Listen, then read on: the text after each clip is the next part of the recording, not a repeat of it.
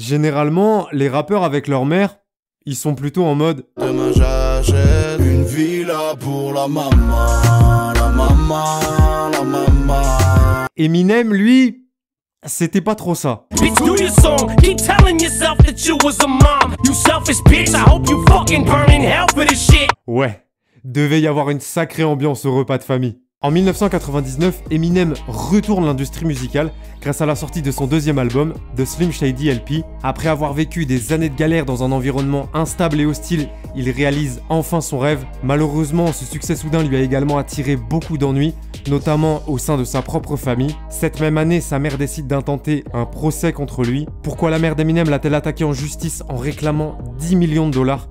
C'est ce que nous allons découvrir ensemble dans cet épisode de Frères Castor. Depuis tout petit, Marshall Mathers, plus connu sous le nom d'Eminem, a toujours dû traverser des épreuves difficiles. Une trajectoire de vie qui s'est dessinée dès sa naissance, puisqu'après une grossesse compliquée, Debbie Mathers, sa mère alors âgée de 17 ans, a failli mourir lors de l'accouchement interminable qui a duré plus de 72 heures. Lorsque Marshall n'avait encore que quelques mois, son père a décidé de les abandonner pour s'installer en Californie. Debbie s'est donc retrouvée seule pour élever son fils. Ayant à peine assez d'argent pour survivre, il faisait des allers-retours entre le Michigan et le Missouri et restait rarement plus que quelques mois au même endroit. Le petit Marshall avait donc beaucoup de mal à s'intégrer socialement et il s'enfermait dans la solitude. À cette époque, son seul véritable ami était son oncle Ronnie qui avait le même âge que lui car il n'avait que quelques semaines de différence. À l'école, Eminem était une cible facile et il se faisait martyriser par ses camarades de classe, mais malheureusement, son calvaire ne se cantonne pas à la cour de récré. Chez lui aussi, c'est l'enfer. Il a une relation très compliquée et malsaine avec sa mère. Debbie a une personnalité paranoïaque et a été diagnostiquée comme étant atteinte du syndrome de Munchausen, une pathologie psychologique caractérisée par la stimulation d'une maladie ou d'un traumatisme pour attirer l'attention et la compassion des autres. Elle faisait également endurer sa pathologie par procuration à ses enfants, Marshall et plus tard à son demi-frère Nathan, en leur disant sans cesse qu'ils étaient malades et qu'ils devaient prendre tel ou tel médicament. Selon Eminem, sa mère était aussi continuellement défoncée car elle prenait un cocktail quotidien d'anxiolytiques, d'analgésiques, d'antalgiques et d'antidépresseurs tels que le Valium, la Vicodine ou les Percocet. Durant son adolescence, Marshall et Debbie s'embrouillent constamment. Après avoir triplé sa première année de lycée, il décide d'arrêter l'école à 17 ans et enchaîne les petits boulots pour l'aider financièrement. Malgré ça, elle le vire de chez eux très régulièrement en fonction de ses humeurs, l'obligeant à s'incruster chez des potes. En 1991, son oncle Ronnie, dont il était très proche puisqu'ils avaient plus ou moins grandi ensemble, se suicide d'une balle dans la tête à l'âge de 19 ans. Un événement qui va littéralement dévaster Eminem au point qu'il n'arrivera même pas à se rendre à son enterrement. C'est d'ailleurs Ronnie qui lui a fait découvrir le rap et le hip-hop quand ils étaient plus jeunes, notamment avec le morceau Reckless d'Ice-T. Et peu de temps après son décès, lors d'une embrouille, Debbie a prononcé cette phrase terrible qui a brisé Marshall intérieurement. « J'aurais préféré que ce soit toi qui sois mort, plutôt que Ronnie. » Une phrase qu'elle a sûrement regrettée par la suite certes, mais une phrase qui l'a transpercée en plein cœur et qu'il n'oubliera jamais. En 1996, son demi-frère Nathan, alors âgé de 10 ans, est pris en charge par les services de protection de l'enfance. Leur mère est accusée de négligence et de maltraitance. Il est donc placé en foyer pendant plusieurs mois. C'est à ce moment-là que Marshall, alors âgé de 24 ans, réalise les démarches pour devenir son tuteur légal. Avec tous ces éléments, tu comprends déjà bien pourquoi, depuis tout petit, la relation entre Eminem et sa mère est extrêmement conflictuelle et compliquée. Mais il ne s'attendait en aucun cas à la tournure surréaliste que ça prendrait quelques années plus tard. Le 23 février 1999, Eminem sort son deuxième album intitulé The Slim Shady LP. Le projet rencontre un énorme succès et est certifié quadruple platine aux États-Unis. Eminem est propulsé sur le devant de la scène et passe du statut de rappeur très peu connu à une méga star en l'espace de quelques mois. Après avoir vécu des années de galère dans la pauvreté la plus totale, Marshall peut enfin vivre de sa musique et kiffer l'instant, car l'argent n'est clairement plus un problème pour lui. Sauf que Debbie, sa mère, a écouté l'album et elle n'est pas hyper contente de comment elle est décrite dans le morceau My Name Is. I just found out out my mom does more dope than I do. I told her I'd grow up to be a famous rapper. Make a record about doing drugs and name it after. Elle affirme que ce ne sont que des mensonges et considère être humiliée publiquement par son fils, qui lui doit réparation pour le préjudice moral et le traumatisme émotionnel qu'il lui fait subir. Son avocat Fred Gibson se charge de monter le dossier et le 20 septembre 1999, Eminem est assigné en justice pour diffamation par sa propre mère, qui lui réclame la modique somme de 10 millions de dollars. Selon Debbie, les paroles de ses chansons et ses déclarations à son égard lors d'interviews la présentant comme une droguée instable et une mère absente sont diffamatoires. Dans la foulée, le manager d'Eminem, Paul Rosenberg, publie un communiqué expliquant qu'il n'y aurait pas de communication de leur part sur l'affaire et que tout serait réglé uniquement par voie judiciaire. Sauf que... De quoi on parle? De quoi on parle, les gars, là-haut? C'est d'Eminem dont on parle. Le 23 mai 2000, il sort son 3e album intitulé The Marshall Mathers LP. L'affaire l'opposant à sa mère est toujours en cours, mais il n'a pas résisté à la tentation de lui dédier quelques phases, notamment dans le morceau Marshall Mathers.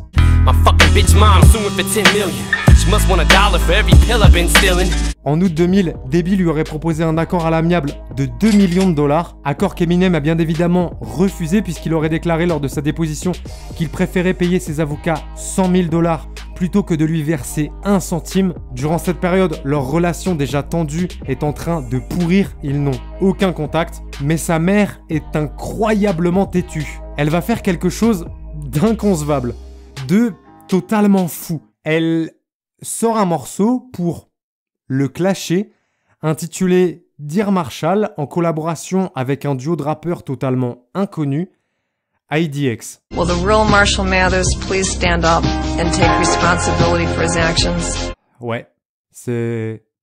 Le talent d'Eminem pour le rap n'est pas génétique. Ça n'empêchera pas Debbie de s'embarquer dans une tournée médiatique pour faire la promotion de son disque au début de l'année 2001. Elle donne des interviews et participe à plusieurs émissions télé durant lesquelles elle fait des déclarations surprenantes. Elle affirme qu'en réalité, sa seule erreur a été de trop gâter Marshall lorsqu'il était enfant, qu'il n'a jamais manqué de rien. He was spoiled rotten.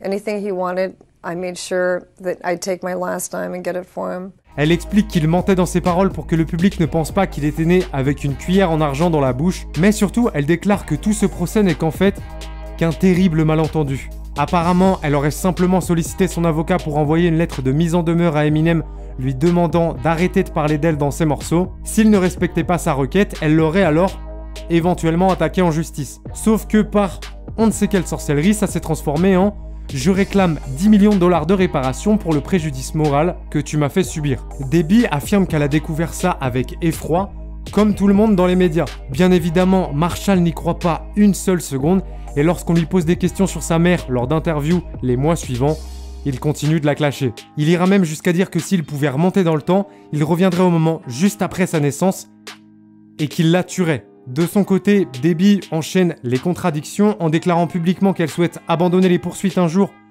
puis l'inverse le lendemain. Bref, c'est un bordel total, mais une chose est sûre, leur relation est en ruine. Durant l'été 2001, l'affaire touche à sa fin. Le verdict tombe après presque 2 ans de bataille juridique et pas mal de dommages collatéraux. Certes, Debbie a sorti un morceau éclaté. Son fils la déteste plus que jamais et il le fait savoir publiquement dès qu'il en a l'occasion. Mais elle va pouvoir plonger dans une piscine remplie de money. Enfin, ma petite piscine de pièces d'or. Existe-t-il un endroit plus paradisiaque? Un accord entre les deux parties, validé par le juge, a été trouvé.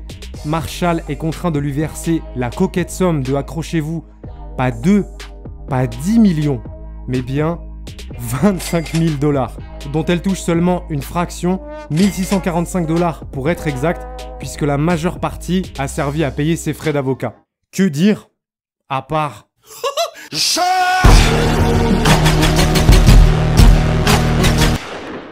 Tout ça pour ça. Est-ce que ça en valait la peine?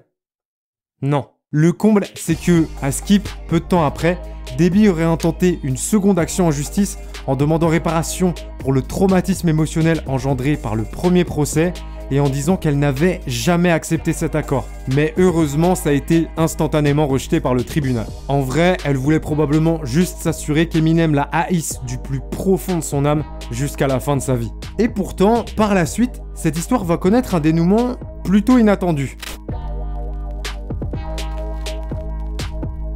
Forcément, dans les années qui ont suivi, Eminem a continué d'exprimer sa rancœur envers sa mère dans ses chansons, notamment dans le morceau Cleaning Out My Closet datant de 2002, dans lequel le refrain et un couplet entier bien sombre lui sont dédiés. Remember when Ronnie died and you said you wished it was me? Well, guess what? I am dead. Dead to you as can be. De son côté, Debbie publie un livre autobiographique en 2008 intitulé My Son Marshall, My Son Eminem, dans lequel elle retrace tout depuis sa naissance et donne sa version des faits sur pourquoi ils en sont arrivés là. Elle en profite d'ailleurs pour réaffirmer qu'elle ne voulait pas l'attaquer en justice pour 10 millions de dollars et que ce n'était qu'un malentendu. Eminem et sa mère ne se sont pas adressé la parole pendant plus de 10 ans.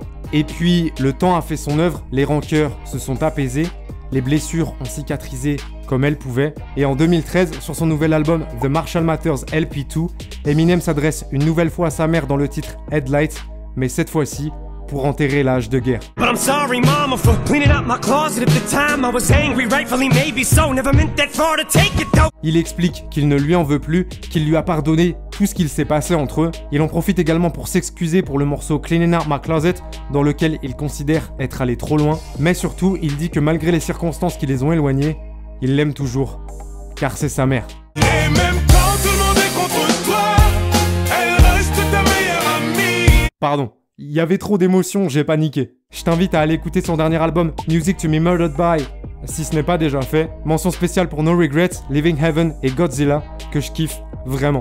Si tu as apprécié cette vidéo et que tu veux que j'en fasse d'autres, tu le sais, lâche un gros pouce bleu.